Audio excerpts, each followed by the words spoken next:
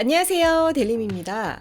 2025년 새해가 되면서 청년 도약 계좌 ISA에 관해서 바뀐 내용이 있어서 한번 정리해서 가지고 와봤습니다. 정부 기여금이 확대가 됐는데 만기 시 최대 60만 원까지 지원을 받을 수가 있습니다. 그래서 이게 무슨 내용이냐면 청년 도약 계좌 내용은 제 영상이 있으니까 궁금하신 분들은 한번 봐주시고요. 우선 청년 도약 계좌 같은 경우에는 소득 구간별로 지원금을 줬었어요. 그래서 기존에는 소득 2,400만 원 이하는 월 40만 원까지, 그리고 3,600만 원 이하는 50만 원까지, 그리고 4,800만 원 이하는 60만 원까지 차등적으로 지원금을 지원했었는데, 이제 이달부터 일괄 70만 원까지 넣으면 무조건 다 지원금을 받을 수 있다 라고 생각을 하시면 됩니다. 그래서 다시 한번 정리를 해서 말씀을 드리면, 소득이 낮을수록 외칙률은 높았어요. 그런데 기여금 한도가 40만 원까지만 해주니까 그 이상 내가 70만 원까지 넣고 싶어요 라고 해도 40만 원까지 지원해주고 30만 원은 지원금을 받을 수 없었는데, 지원 한도를 70만 원까지 넓혀주니까 70만 원까지 꽉꽉 채워서 넣으면 지원금을 더 많이 받을 수 있도록 조정을 한 겁니다. 예를 들어 연소득 2,400만 원인 청년이 월 70만 원씩 입금을 했을 때 정부 기여금은 월 24,000원에서 33,000원까지 무려 37.5%가 늘어납니다. 그래서 여러분들이 최대 60만 원 혜택까지 다 받을 수 있으니까 기존에 금액을 정부 지원금에 맞춰서 넣으셨던 분들은 여력이 되시면 70만 원까지 넣어서 최대한 지원금을 많이 받을 수 있도록 하시면 도움이 되겠죠. 자, 그리고 청년 도약 계좌 바뀐 부분들이 조금 더 있어서 다 정리를 해서 가지고 왔는데요.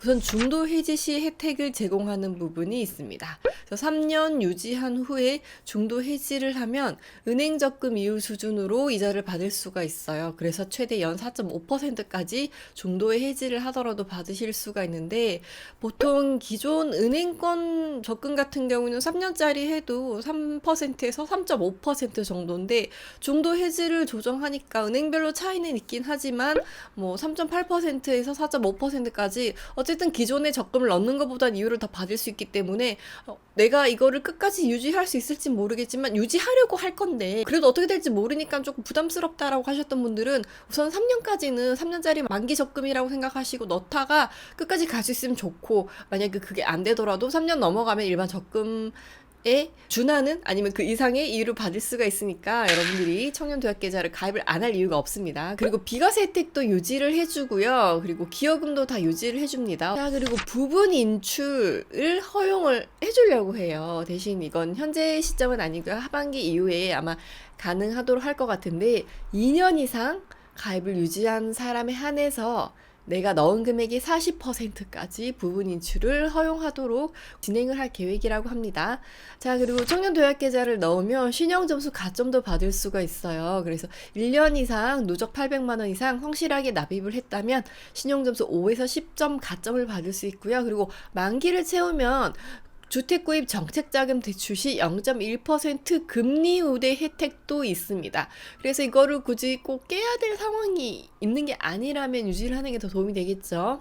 적금은 솔직히 이율이 너무 높지 않아서 난 투자형 상품이 더 좋아요 라고 하는 분들이 요즘 많잖아요. 그래서 금융투자 상품도 거래를 할 수 있도록 이것도 검토를 해본다 라고 합니다. 적금형과 투자형 이렇게 나눠서 할 수도 있을 것 같아요. 이 부분은 좀 하반기에 구체적인 안이 정해지면 또 그때 한번 살펴보면 될 것 같고요.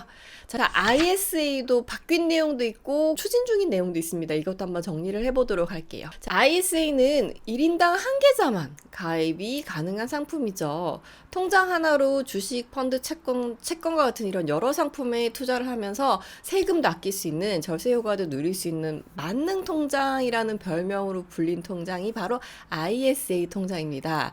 그래서 현재는 우리가 이제 투자 성향에 따라 내가 가입하고 싶은 상품에 따라 중개형, 신탁형, 1인형 중에 하나만 선택을 해서 가입을 할 수 있었는데, 앞으로는 1인 1계좌가 아닌 다계좌를 허용을 한다라고 합니다. 그래서 기존에 증권사 중개형을 가입하셨던 분들은 예금이나 이런 게 가입이 안 됐었죠. 자, 근데 앞으로는 예적금에 가능한 신탁형 계좌와 뭐 일임형 계좌, 그리고 중개형 계좌, 일임형 계좌, 아니면 중개형 그리고 신탁형, 일임형 이런 식으로 해서 예금, 펀드, 주식 이렇게 다양하게 포트폴리오를 짜서 내가 원하는 곳에 여러 개를 넣을 수가 있는 거죠. 그래서 우리의 선택권이 많이 넓어졌다라고 보시면 됩니다.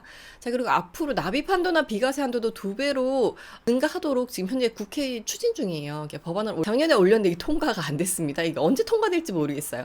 어쨌든 기존의 납입 한도를 연간 2천만 원에서 4천만 원으로, 그리고 비과세 한도도 200만 원에서 500만 원으로 지금 증액을 하려고 안을 올릴 거고, 그리고 이번에 국내 투자형 ISA를 신설하려고 하는데, 이 국내 투자형 ISA 같은 경우에는 국내 상장 주식 그리고 국내 주식형 펀드에만 투자가 가능한 상품이에요. 그래서 이 상품은 납입 한도 연간 4천만 원, 그리고 비과세 한도는 1천만 원까지. 그러니까 한도가 되게 많죠. 기존의 비과세 일반 ISA는 500만 원까지인데 일반형 같은 경우에는 1,000만 원까지고, 가입 대상도 금융소득 종합과세자는 기존에 가입이 안 됐었는데 금융소득 종합과세자까지 포함을 해서 가입을 할 수 있도록 합니다.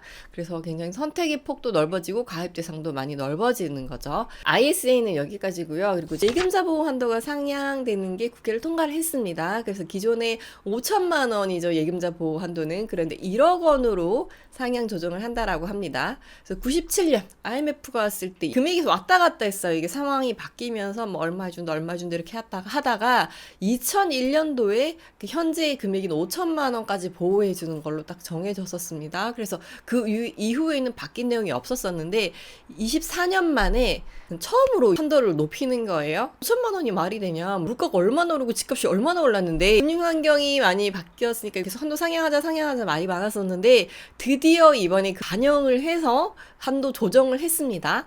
그래서 아무래도 이렇게 한도가 올라가면 조금 더 자금을 분산해서 더 많이 넣을 수 있으니까 확실히 우리의 선택의 폭이 많이 넓어지겠죠. 자, 우선 올해 안에 시행을 할 예정인데 구체적으로 이렇게 하겠다라고 안이 땅땅땅 나온 건 없지만 대략적으로 이렇게 추진을 하지 않을까 가안이라고 하죠. 그래서 아마 상반기 중에는 한도를 한꺼번에 올리는 게 아니라 우선 7천만 원으로 상향을 해서 이제 시장이 어떤지 모니터링을 한 다음에 아마 하반기에 1억 원까지 남은 3천만 원 한도까지 다 가입할 수 있도록 조정을 하지 않을까 싶어요. 그래서 한꺼번에 하면 좋지만 어쨌든 뭐 시스템도 만들어야 될 거고, 그리고 준비하는데 여러 가지 또 기간들도 필요하고 홍보도 하고 여러 가지 시간들이 필요하잖아요. 그래서 아마 올해 안에 1억 원까지 올리겠지만 단계적으로 시행을 할 것 같다. 이 정도 참고를 하시면 될 것 같습니다. 핵심 내용은 영상 마지막에 제가 다시 한번 정리를 해 둘 테니까요. 영상 끝을 참고해 주시고요. 새로운 금융 혜택을 놓치지 않으려면 알람 설정 해주시고요. 구독, 좋아요도 많이 눌러주세요. 다음 영상에서 또 만나요. 안녕!